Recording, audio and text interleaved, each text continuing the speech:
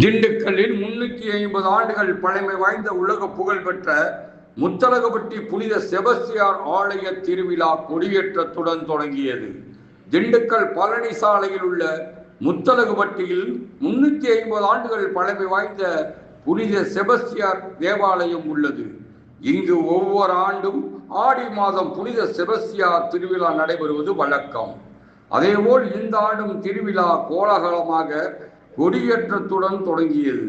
திருவிழாவை முன்னிட்டு இன்று காலை புனித செபஸ்தியார் திருவுருவம் பொறித்த கொடியினை முத்தலகுபட்டியில் உள்ள அனைத்து வீதி வழியாக ஊர்வலமாக எடுத்து சென்றனர்.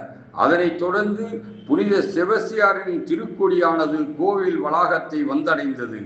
கோயில் வளாகத்தில் அமைக்கப்பட்டிருந்த 60 அடி உயர கொடிக்கம்பத்தில் புனிதரின் கொடிப்பாடல் ஒலிக்க கொடி ஏற்றப்பட்டது. அப்போது சமாதானத்தை வலியுறுத்தும் வகையில் புறாக்கள் பறக்க விடப்பட்டன. வருகின்ற 4ஆம் தேதி ஊர் பெரியதனக்காரர்கள் தலைமையில் ஆடம்பர கூட்டு திருப்பிலை நடைபெற உள்ளது. பின்னர் மாலையில் முக்கிய நிகழ்வான சமபந்தி அன்னதானம் நடைபெறும். ஊர் பொதுமக்கள் சார்பாகவும் பல்வேறு சங்கங்களின் சார்பாகவும் குடும்பங்கள் சார்பாக பக்தர்களின் சார்பாகவும் தங்கள் வேண்டுதலை புனிதருக்கு நிறைவேற்றும் வண்ணம் ஆடு கோழிகள் காணிக்கையாக வழங்கப்பட்டு பின்னர் அது பலியிடப்பட்டு அதனை சமைத்து சமபந்தி அன்னதானம் வழங்கும் விழா நடைபெறும்.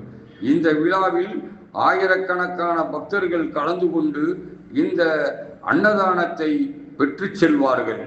நிகழ்ச்சியில் முத்தலகுபட்டி, மேட்டுப்பட்டி, ஆராய்ச்சி தெரு, மரியநாதபுரம், பஞ்சம்பட்டி மற்றும் 96 பட்டிகளைச் சேர்ந்த ஆயிரக்கணக்கான கிறிஸ்தவ இறைமக்கள் மற்றும் பல்வேறு மதங்களைச் சேர்ந்த ஏராளமான பொதுமக்கள் இந்த செபஸ்தியார் திருவிழாவில் கலந்து கொள்வார்கள் என்பது குறிப்பிடத்தக்கதாகும்.